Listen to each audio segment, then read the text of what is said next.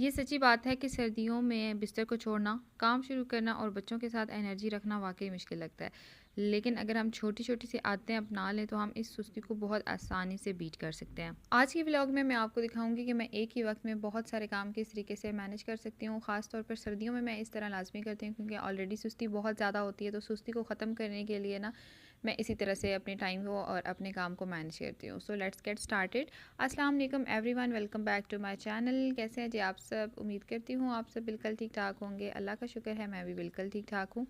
यहाँ सबसे पहले तो मैं आपके साथ जो है ना बच्चों के लिए जो दलिया मैं किस तरीके से बनाती हूँ उसकी कंप्लीट रेसिपी शेयर करूँगी। बच्चों की डाइट में दलिया जो है ना उसको लाजमी इंक्लूड रखा करें। सर्दियों में तो वैसे भी ये बहुत ज़्यादा हेल्दी होता है, लेकिन ओवरऑल गर्मियों वगैरह का जो मौसम होता है ना उसके अंदर भी मैं कोशिश करती हूँ कि ऑन एंड ऑफ जो है ना मैं बच्चों को गंदम का दलिया, जो फ्रेश गंदम का दलिया होता है वो लाजमी दिया करूँ। एक तो बाज़ार से बना बनाया मिलता है ना, उसको आप अवॉइड ही किया करें क्योंकि उसमें इतने ज़्यादा न्यूट्रिएंट्स नहीं होते। जो घर में आपके पास गंदम होती है ना उससे आप खुद घर में भी बहुत आसानी से दलिया बना सकते हैं। तो वो जो है ना बच्चों को लाजमी बना के दिया करें। मैं क्या करती हूँ कि जो है ना ये दलिया मैं बना के एक ही दफ़ा तो एक बड़ा डब्बा जो है वो भर के रख लेती हूँ। तो फिर एक दिन छोड़ के जो है ना लाज़मी मैं इनको बना के देती हूँ क्योंकि आपको पता है कि बच्चे जो है ना वो रोटी वगैरह खाने में ज़रा तंग करते हैं। तो मेरी कोशिश होती है कि मैं जो है ना गंदम का दलिया उनको लाज़मी बना के दूँ ताकि कुछ जो गंदम है वो तो उनके अंदर जाती रहे ना। आपको पता है कि अक्सर ताकत जो है वो तो है ही गंदम में, बाकी चीज़ों में इतनी नहीं है। हम साबूदाना बना देंगे, हम सूजी की खीर बना दें, इस तरह की चीज़ें दे दें, लेकिन उनमें वो ताकत नहीं है जो गंदम के अंदर होती है। इस वजह से गंदम के दलिए के ऊपर मेरा ज़्यादा फोकस होता है कि वो मैं ज़्यादा बनाती हूँ। अच्छा चलिए आपको आपको बताती हूँ कि मैं किस तरीके से बनाती हूँ। कि सबसे पहले जो गंदम के दाने होते हैं ना उनको थोड़ा सा आपने छान लेना है। उनमें कोई जो है गंदगी है, कोई पत्थर वगैरह, कोई मट्टी शट्टी जो है ना वो निकाल देनी है आपने। अच्छा दूसरी ये भी चीज़ है कि इनको एक दफ़ा छानने के बाद जो है ना आपने अगर पॉसिबल है तो वॉश कर दें ताकि कोई मिट्टी रह भी जाए ना तो वो भी निकल जाए। तो वॉश करने के बाद इनको थोड़ा सा आप धूप में डाल दें तो जो है ना कुछ टाइम के बाद वो ड्राई हो जाते हैं। उसके बाद फिर आप इनको यूज़ करें। यहाँ पे मेरे दाने जो थे ना वो धुले हुए थे, इस वजह से मैंने इनको वॉश नहीं किया। ठीक है, ऑलरेडी ये धुले हुए और ड्राई होके गाँव से आए थे तो इनको मैंने वॉश नहीं किया। सिर्फ मुझे थोड़ा सा डाउट था कि इसके अंदर वो जौ वगैरह जवित्री टाइप जो चीज़ें होती हैं ना वो ज़रा गले में लगती हैं, तो वो मुझे एक दो नज़र आई थी। तो वो जो है ना मैंने इनको छान लिया था ताकि वो चीज़ें जो हैं या कोई और भी पत्थर वगैरह है तो उनको मैं निकाल दूँ। तो जो सारे दाने थे ना उनको मैंने पहले अच्छी तरह से छान के साफ़ कर लिया था। अब इनको आपने क्या करना है कि इनको ना आपने ड्राई रोस्ट कर लेना है। ठीक है, तो तवे के ऊपर जो है ना इनको थोड़ा थोड़ा सा करके डालें कुछ फ्रैक्शंस में, क्योंकि सारे तो एकदम नहीं डलते और अच्छी तरीके से फिर वो ड्राई रोस्ट भी नहीं, इनको हम कहते हैं कि जी कच्चे भुने टाइप जो होता है उस तरह से इनको हमने कर लेना है। यहाँ मैंने बिना थोड़े-थोड़े से जो दाने थे कच्चे भुने उनको मैं निकाल लिया था। आपने देखना है कि जब जो है ना हल्के-हल्के से इनका कलर डार्क होना शुरू हो जाएगा तो इनको आपने उतार लेना है। और वैसे जब हम दाने जो है ना उनको तवे के ऊपर भूनते हैं तो उससे भी क्या होता है कि ये बहुत ज़्यादा उड़ते हैं। तो मैं इस वजह से क्या करती हूँ कि थोड़ा-थोड़ा सा उनको मिक्स करके ना फिर उनको ऊपर से कवर कर देती हूँ, फिर थोड़ा-सा मिक्स करके फिर इनको कवर कर देती हूँ। तो सारे दाने जो थे ना उनको ड्राई रोस्ट करने के बाद उनको थोड़ा-सा आपने ठंडा कर लेना है। वैसे तो वो साथ-साथ, जैसे सर्दी है इतनी ज़्यादा है ना, साथ-साथ ही ठंडे हो जाते हैं। स्टिल अगर कोई थोड़े बहुत उसमें गर्म है तो सारे दाने जो है ना उनको एक दफ़ा आपने थोड़ा-सा ठंडा कर लेना है। फिर बहुत सिंपल सा काम है कि आपने उनको ग्राइंडर में डाल के पीस लेना है। तो सारे जो दाने हैं ना उनको मैंने ग्राइंडर में डाल के पीस लिया था और जो है एक पूरा डब्बा जो है इसका बना के मैंने रख लिया था। अच्छा, अब जो दाने हैं ना वो ग्राइंडर में पीसने में ज़रा टाइम लगता है क्योंकि मेरा जो ग्राइंडर है ना वो ज़रा पुराना हुआ हुआ है। उसके जो ब्लेड्स हैं ना वो थोड़े से जो है उनकी क्वालिटी डाउन हुई हुई है, तो वो उसको पीसने में ना टाइम लगाते हैं। तो वो जो बीच में मेरे पास टाइम था मैंने सोचा कि इसको मैं कहीं पे और यूटिलाइज़ कर लेती हूँ। तो साथ जो है ना मैंने अदरक लहसुन का पेस्ट बनाना था, काफ़ी टाइम हो गया था। जो है मेरा पहले वाला पेस्ट चल रहा था, लेकिन वो जो है ना 2-3 दिन पहले भी मैंने आपके साथ व्लॉग शेयर किया कि वो ख़त्म हो गया था। तो अदरक जो थी ना वो पिछले दफ़ा जो मैंने पेस्ट बनाया था ना उसमें मैं लेके आई थी क्योंकि 250 की आई थिंक जो है ना वो केजी के हिसाब से मिल रही थी, तो काफ़ी जो है वो बजट फ्रेंडली थी, वो मैं ले आई थी। तो उसमें से मेरी थोड़ी सी यूज़ हुई थी और कुछ मैंने जो है ना वो उसको मैंने साफ़ करके काट के फ्रीज़ कर दिया था। और जो लहसुन था वो मेरा गाँव से आ गया था, तो लहसुन जो था वो छिला हुआ था। सिर्फ उसको एक दफ़ा मैंने पानी से निकाले कि अगर मज़ीद उसके ऊपर कोई छिलका वगैरह रह गया तो वो उसमें से निकल जाए। तो कुछ टाइम के लिए जो है ना उसको मैंने नीम गर्म से पानी में सोख करके रखा था। जो छिलके वगैरह थे वो बिल्कुल अलग हो गए थे। और जो है लहसुन जो है उसको फिर मैंने पानी में से निकाल के तो वो डाला और जो अदरक पड़ी थी वो डाला। तो मैंने सोचा कि चलें साथ जो है ना मैं उसका पेस्ट भी बना लेती हूँ।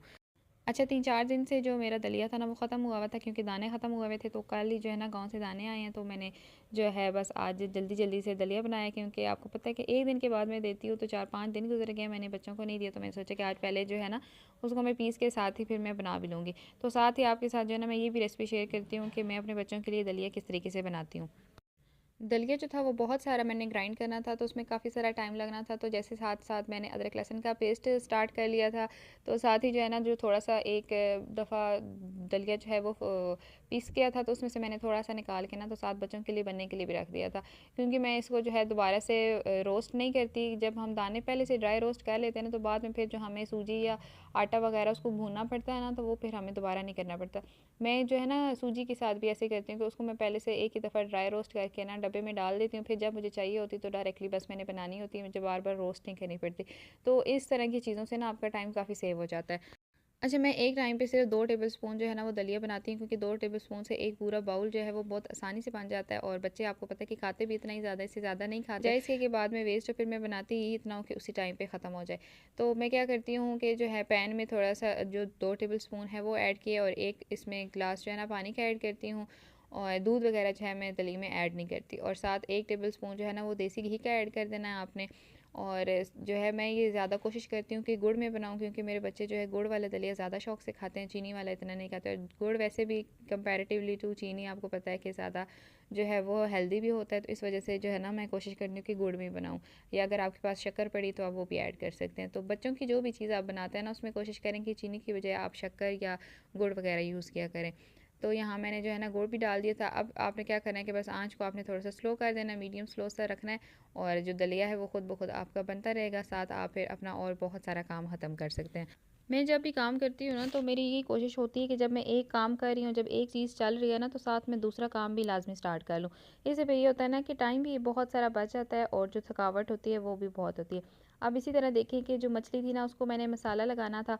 तो मछली जो थी कल से मैंने मंगवाई हुई थी, रात को फिर टाइम लेट हो गया था, तो मैंने उसको बस साफ़ करके वॉश करके ना, तो मैंने उसको फ्रीज़ कर दिया था। आज मैंने सुबह से उसको जो है वो मसाला लगाना था, लेकिन आज फिर मैं भूली हुई थी। तो अभी जो है ना मैंने मछली भी बाहर निकाल के रखी हुई थी कि वो भी थोड़ी सी मेल्ट हो जाए, उसको भी मैं साथ ही जो है ना मसाला लगा के रख दूँ। तो मछली साफ़ करने के लिए भी जो है ना बस उसको मैंने सिरका और 1 टेबल स्पून सॉल्ट जो है ना वो उसको लगा के तो आधे घंटे के लिए छोड़ दिया था। फिर उसको वॉश करके तो मैंने फ्रीज़ कर दिया था। आज मैंने मछली को वॉश नहीं करना, बस उसको मैंने मसाला लगाना है। तो वो भी रेसिपी मैं आपको साथ साथ बताती जाती हूँ। अच्छा, मछली को ये होता है ना कि जितना ज़्यादा टाइम आप मसाला लगा के रखते हैं ना, जिस तरह से चिकन वगैरह या रोस्ट वगैरह हम बनाते हैं ना, तो जितना ज़्यादा टाइम हम मसाला लगा के रखते हैं उतना ही मज़े का बनता है। तो मछली जो है ना उसको भी आप जितना ज़्यादा मसाला लगाएं, मैक्सिमम 12 घंटे तो लाजमी होना चाहिए। तो इस वजह से जो है ना फिर मैंने सोचा हुआ था कि अभी जो है काफ़ी सारा टाइम है, 7-8 घंटे तो आराम से हैं, क्योंकि रात को 9 बजे तक तकरीबन मैंने ये बनानी थी। तो अभी जो है 2-3 का टाइम चल रहा है, तो साथ जो है ना काफ़ी सारा टाइम है, तो उसको भी मैं मसाला लगा के रख देती, ताकि ज़्यादा अच्छी तरीके से जो स्पाइसेस है ना वो मछली के अंदर मिक्स हो जाएँ। इसी को हम कहते हैं कि यही जो है ना स्मार्ट किचन मैनेजमेंट होती है, कि एक ही टाइम में जो है ना हम 2-3 काम प्लान के साथ कर लें। अब मुझे पता था कि ये 3-4 काम जो है ना मेरे होने वाले हैं। मैंने इनको इकट्ठा किया हुआ था, क्योंकि जब सर्दियों में जो है ना सबसे बड़ा यही एक आपके पास ऑप्शन होता है कि आप अपना काम जो है ना उसको इकट्ठा कर लें। सर्दियों में बार बार उठना बहुत मुश्किल लगता है, तो जब आप जो है ना अपना काम इकट्ठा कर लेते हैं, तो फिर ये होता है कि एक ही दफ़ा आप उस काम को स्टार्ट करते हैं, वो 3-4 काम जो है ना आपके एक ही टाइम पे इकट्ठे इकट्ठे ख़त्म हो जाते हैं। तो टाइम भी आपका कम लगता है, और आपको थकावट का एहसास भी नहीं होता, और सबसे बड़ी बात है कि आपको सर्दी का एहसास नहीं होता। तो फिर इस वजह से आपकी सुस्ती जो है ना काफ़ी हद तक ख़त्म हो जाती है। तो साथ साथ जो है ना किचन को भी आपने हल्का हल्का क्लीन करते जाना है। मैं तो हमेशा अपना किचन जो है ना उसको साथ साथ भी क्लीन करती जाती हूँ, क्योंकि बाद में जब गंदा किचन होता है तो उसकी वजह से जो हमारी सुस्ती होती है ना वो मज़ीद बढ़ जाती है। तो बेहतर है कि साथ साथ आप किचन को भी साफ़ करते जाएँ। इसके अलावा भी ना, अगर जो है सर्दियों में आप अपनी सुस्ती को ख़त्म करना चाहती हैं, और आपका होता है ना कि सर्दियों में बिस्तर छोड़ना बड़ा एक मुश्किल काम है, तो कोशिश करें कि जिस दिन आपका काम करने का मूड ना हो ना, क्योंकि डेली बेसिस पे हम सेम काम जो करते रहते हैं ना बहुत मुश्किल होता है। एक तो हम खुद भी बोर हो जाते हैं। जैसे होता है ना कि जॉब वाले जो होते हैं वो बेचारे डेली बेसिस पे जब एक ही तरह का काम करते हैं, एक ही उनकी रूटीन होती है, तो वो फिर शुक्र करते हैं कि उनके पास संडे आए। इसी तरह से जो हम हाउस वाइफ्स हैं जो घर के काम करें, हमारे लिए भी ये एक किस्म की हाउस जॉब ही होती है, क्योंकि हमने भी डेली वही काम करने होते हैं। तो सेम काम कर करके ना बंदा खुद भी उकता जाता है, तो फिर उस उकताहट की वजह से ना सुस्ती भी ज़्यादा हो जाती है। तो ज़रूरी नहीं है कि आपने अगर एक दिन झाड़ू जो है वो सुबह लगाना शुरू किया, तो पूरा वीक जो है आप इसी काम से अपनी मॉर्निंग को स्टार्ट करें। कोशिश करें कि अपने काम को जो है ना थोड़ा सा चेंज करती रहा करें। अगर एक दिन आपने सफाई कर ली, तो दूसरे दिन आप अपना काम किचन से स्टार्ट कर लें, तीसरे दिन जो है अपना काम लॉन्ड्री से स्टार्ट कर लें। तो अपना काम जो है ना उसको आप चेंज करती रहा करें। और चलते फिरते काम की जो है ना आदत आप में लाजमी होनी चाहिए। चलते चलते आपको किचन में कोई गंद नज़र आ गया, उसको साफ़ करते जाएँ। रूम में कहीं नज़र आ गया है, लॉन्च में कहीं नज़र आ गया, तो उससे क्या होता है कि साथ साथ आपका काम जो है ना वो ख़त्म होता जाता है। इसके अलावा जी घर को जब आप देख रही हैं, बच्चों को आप देख रही हैं, तो साथ-साथ जो है ना आपने अपना और अपने बच्चों की सेहत का भी बहुत ज़्यादा ख़्याल रखना है। सबसे ज़्यादा तो अपनी सेहत का रखना है, क्योंकि आपकी सेहत होगी तो ही फिर आप अपने बच्चों की भी टेक केयर कर सकती हैं। तो हम जो है ना घर में और बच्चों में खुद को इतना बिज़ी कर लेती हैं कि अपने आप को बिल्कुल इग्नोर कर देती हैं। तो खुद की सेहत का जो है ना आपने लाज़मी ख़्याल रखना है। जैसे सर्दियों में आपको पता है कि आजकल धूप जो है ना बहुत अच्छी फ्रेश सी धूप निकल रही होती है इस बारिशों के बाद। तो आपने क्या करना है कि जो है अपने काम को इस तरीके से मैनेज आपने करना है कि आपके पास कुछ टाइम लाज़मी बचे और आप थोड़ी सी धूप लाज़मी लगवा लें। तो धूप में बैठ के थोड़े से कोई माल्टे, कोई फ्रूट जो हैं वो भी लाज़मी खा लिया करें, बच्चों को भी साथ लिया करें, उनको भी थोड़ी सी धूप लगवाया करेंगे, क्योंकि धूप आपको पता है कि बहुत ज़्यादा जो है हमारी बॉडी के अंदर जो विटामिन डी होता है उसको एक्टिवेट करने के लिए ज़रूरी होती है। तो ज़रूरी नहीं है कि रोज़-रोज़ जो है ना आपने बस घर का काम ही करना है और अपने आप को बिल्कुल इग्नोर कर देना है। तो घर के काम अगर एक दिन नहीं भी होंगे, घर गंदा पड़ा भी रहेगा तो कोई मसला नहीं है। कभी-कभी हमारा भी दिल नहीं करता काम करने का, तो अपने आप के ऊपर जो है ना काम का बर्डन ना बनाया करें कि ये काम नहीं हो रहा, वो काम नहीं हो रहा। तो इससे बस अपने ऊपर आप स्ट्रेस ही लेके आती हैं। कोई बात नहीं, कभी काम ना भी हो तो इसमें कोई वो मसला नहीं होता। अच्छा, मछली के जो मसाले हैं ना वो सारे वही मैं घर के जो मसाले होते हैं जो हांडी में डलते हैं वही सारे लगाती हूँ।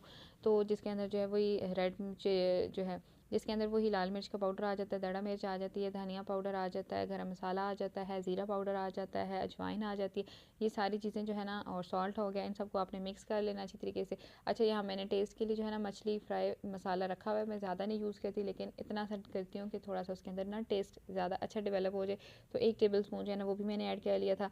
सारे मसाले जो है ना आपने उनको अच्छी तरीके से मिक्स करना है और फिर सारी मछली के ऊपर लगा देना है। यहाँ पे मछली को मसाले लगाने की एक और टिप आपको दूंगी कि जब भी आपने मछली को मसाले लगाने तो एक दफ़ा पहले आपने सारे ये जो ड्राई मसाले हैं ना ये लगा लेने हैं।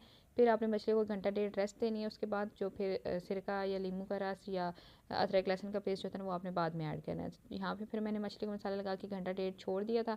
बाद में फिर मैंने अदरक लहसुन का पेस्ट 2 टेबल स्पून और 2 टेबल स्पून जो है ना नींबू का रस, उनको मिक्स करके वो फिर मैंने लगा दिया था और मज़ीद इसको 4-5 घंटे के लिए छोड़ दिया था।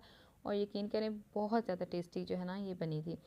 तो अच्छा देखें जी, यहाँ पे अभी बहुत सारे काम जो थे ना मैंने साथ इकट्ठे खोले हुए थे और अल्लाह का शुक्र है कि सारे काम जो थे ना मेरे साथ साथ ख़त्म होते जा रहे थे। दलिया जो था वो भी मेरा बन गया था, उसको भी मैंने डब्बा भर के रख दिया था। इसी तरीके से जो बच्चों के लिए मैंने दलिया बनाना था वो भी साथ बन के रेडी हो गया था। अदरक लहसुन का पेस्ट जो था वो भी मेरा बन गया था। मज़ीद जो है ना ये 3 हफ़्ते इंशाल्लाह मेरा लाजमी चल जाएगा। और साथ ही जो है ना किचन को भी मैंने साफ़ सुथरा कर दिया था। बर्तन धोने वाले रह गए, मेरी कोशिश थी कि मैं इनको भी ही साथ वॉश कर दूँ, लेकिन मेरी बेटी बहुत ज़्यादा रो रही है तो अभी जो है ना पहले मैं उसको देखूँगी और उसके बाद जो है मैं आके बर्तन वॉश करूँगी। तो बस ये हमारी थोड़ी सी स्मार्ट प्लानिंग होती है जिसकी वजह से जो है ना हम अपना बहुत सारा काम एक ही टाइम में मैनेज कर लेते हैं और साथ बच्चों को भी देख लेते हैं और अपनी भी टेक केयर कर लेते हैं। तो इन्हीं छोटी छोटी टिप्स को फॉलो किया करें तो आपकी लाइफ भी मेरी तरह बहुत ज़्यादा आसान हो जाएगी। उम्मीद करती हूँ आपको मेरा ब्लॉग पसंद आएगा। कमेंट्स में अपना फीडबैक लाजमी शेयर कीजिएगा और मेरे चैनल को आपने अगर अभी तक सब्सक्राइब नहीं किया तो लाजमी कर दीजिएगा। मिलते हैं एक नए व्लॉग में। टिल देन अल्लाह हाफिज़।